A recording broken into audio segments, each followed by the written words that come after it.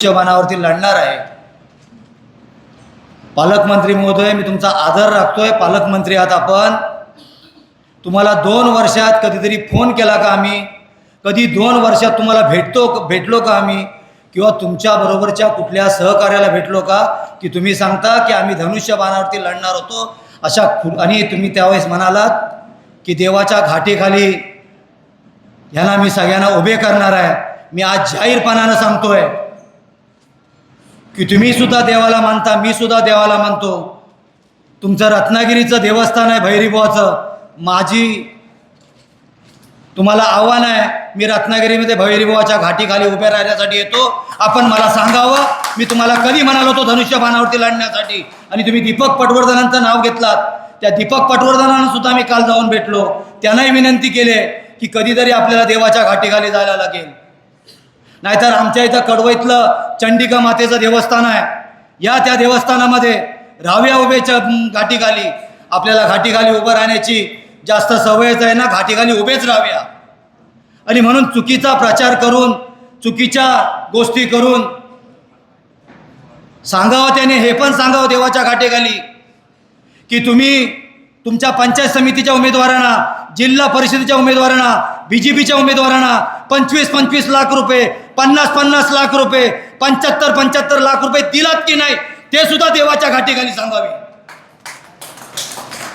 आणि म्हणून आमचे जे सगळे जे उमेदवार आहेत, हे सगळे उमेदवार साहेब, आज खूप तुम्हाला मी धन्यवाद देईन की ह्या सगळ्या पराभूत उमेदवार जे 10 मतानं, माझ्याकडचा फनशे 19 मतानं विचार पडला, एक जण 10 मतानं पडला, आमच्याकडच्या संगमेश्वर तालुक्यातल्या जिल्हा परिषद कोण 150 मतानं पडलं, कोण 200 मतानं पडले।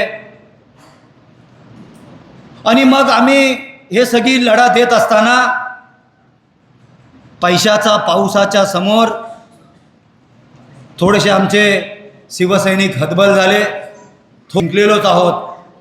आणि आज भास्कर शेठ जाधव यांच्या नेतृत्वाखाली खऱ्या अर्थानं आपल्या पक्षाचा पराभव झाल्यानंतर एवढा हॉल खचाखच भरेल असं वाटत नव्हतं, परंतु शिवसेना किती मजबूत आहे हे उदाहरण आहे। आपण सगळेजण चांगल्या रीतीने तो उपस्थित आहात, आणि म्हणून मला खात्री आहे या रत्नागिरी जिल्ह्यामध्ये सन्माननीय जे तुमच्या उमेदवारांना पैसे वाटप केलात की नाहीत ते सुद्धा देवाच्या घाटीखाली उभं राहून आपल्याला कधीतरी सांगावंच लागेल, हे माझं तुम्हाला आव्हान आहे।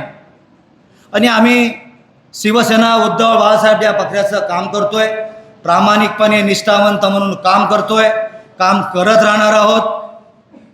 आणि मग कोणतरी म्हणालं की 5च सीट आल्या, एक मनसेची सीट आली, 6 जणच आहोत, मी आहे, माझ्या जोडीला दादा आहे। आमची भांडण्याची सवय कशी आहे ती सगळ्यांना माहिती आहे, समोर पत्रकार बसलेत त्यांना सुद्धा माहिती आहे।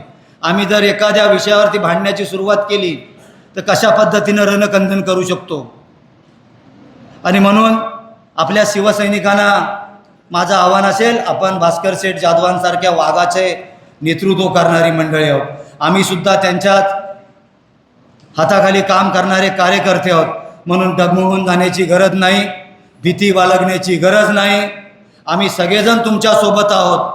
परवा दिवशी एका बीजेपीच्या पराभूत उमेदवारानं संगमेश्वरमध्ये साहेब चौघांना मारहाण केली, आम्हाला बोलवलं सुद्धा नव्हतं, मानिताईंना माहिती आहे, मानिताई तिथे जिंकल्या।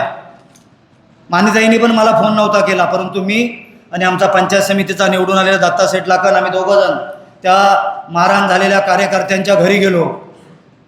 जो पराभूत उमेदवार बीजेपीचा झाला होता त्याला फोन केला, कुठे आहे म्हणून, मी तुझ्याकडे येतोय म्हणून सांगितलं, संगमेश्वरमध्ये देवरुखमध्ये ये, काय ते बसून बोलू, अन्यथा मगच पोलीस स्टेशनला जाऊ। आम्ही पोलीस स्टेशनला जाणार नव्हतो, जर तो आला असता तर त्याला समोर सांगितलं असतं, परंतु पोलीस स्टेशनला जाऊन आज 3 दिवस झाले ते आतमध्ये आहेत।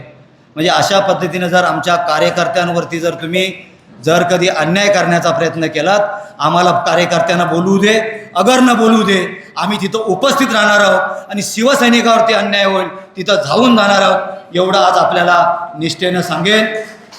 आज आपण सगळेजण, हे जे सगळेजण आमचे थोड्याशा